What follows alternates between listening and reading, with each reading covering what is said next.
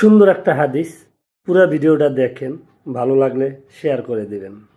প্রচন্ড শীতের রাত, উনি সফরে বেরিয়েছেন হাদিস কালেকশনের জন্য। উনি মাগরিবের নামাজ, এশারের নামাজ পড়ে একটা মসজিদে শুয়ে পড়লেন, আর শুয়ে শুয়ে হাদিস পড়তেছেন, আর মনে মনে ভাবলেন রাতটা মসজিদে কাটায় দেয়। কিন্তু দারোয়ান এসে বলে মসজিদে থাকতে পারবেন না, ওঠেন। উনি যে আহমদ ইবনে হাম্বল এটা চিনে নাই, কাঁথা গুছিয়ে হাদিসের কিতাব নিয়ে কাঁধের মধ্যে ব্যাগ নিয়ে মসজিদ থেকে বেরোয় গেলেন। কি আর করবেন, প্রচন্ড শীত, আর কাঁপতেছেন বুড়ো মানুষ। পথিমধ্যে দেখলেন বাজার একজন খাব্বাজ, শাবুন খাব্বাজ, যুবক রুটি বিক্রেতা। সে রুটি বিক্রি করে। সে যে সালাম দিল, আসসালামু আলাইকুম। আহমদ ইবনে হাম্বল বলে, যুবক, আমার যাওয়ার জায়গা নেই, সফরে বেরিয়েছি, খুব শীতে কষ্ট পাচ্ছি, রাতে যদি তোমার এই চুলা থেকে একটু আগুন পোহাই কোনো সমস্যা?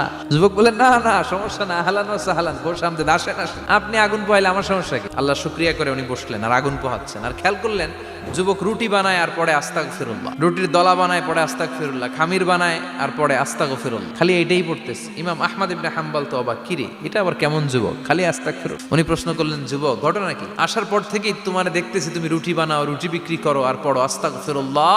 যুবক বলে, আস্তাগফিরুল্লাহ আমার সবচেয়ে বেশি পছন্দের আমল, আমি সব সময় আঠার মতো ইস্তেগফারের সাথে লেগে থাকি আর সব সময় পড়তে থাকি আস্তাগফিরুল্লাহ, আর এর বদৌলতে আল্লাহ আমারে মুস্তাজাবুদ দাওয়া বানিয়ে দিয়েছে। আহমদ ইবনে হাম্বল তো অবাক, তুমি মুস্তাজাবুদ দাওয়া, রুটিওয়ালা?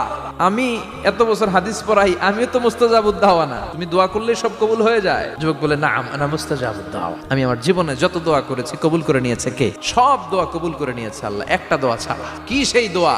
যুবক এবার বলতে শুরু করলো, আমার জীবনে যে দোয়াটা আল্লাহ কবুল করে নাই সেটা হচ্ছে আমি আল্লাহর কাছে অনেক চেয়েছি, অনেক দোয়া করেছি যে আল্লাহ, শুনেছি এই জামানার সবচেয়ে বড় মুহাদ্দিস, তার নাম নাকি ইমাম আহমদ ইবনে হাম্বল, আল্লাহ তোমার কাছে আমার চাওয়া আমি যেন এই ইমাম আহমদ ইবনে হাম্বলরে দেখে মরতে পারি। আহমদ ইবনে হাম্বল আবেগপ্রবণ হয়ে গেলেন, চোখের পানি ছেড়ে দিলেন, বললেন, যুবক তোমার এই দোয়াটাও কবুল হয়ে গিয়েছে, আহমদ ইবনে হাম্বল তোমার দরবারে ছুটে এসেছে। যুবক চোখের পানি ছেড়ে দেয়। যুবক চিৎকার মেরে ইমাম আহমদ ইবনে হাম্বলকে জড়িয়ে ধরে, হাতে হাত রেখে মুসাফা করে, কপালের মধ্যে চুমু খায় আর আল্লাহর শুকরিয়া করে বলে, ও ইমাম, আসলে এই দোয়াটাও আল্লাহ আজকে কবুল করে নিল।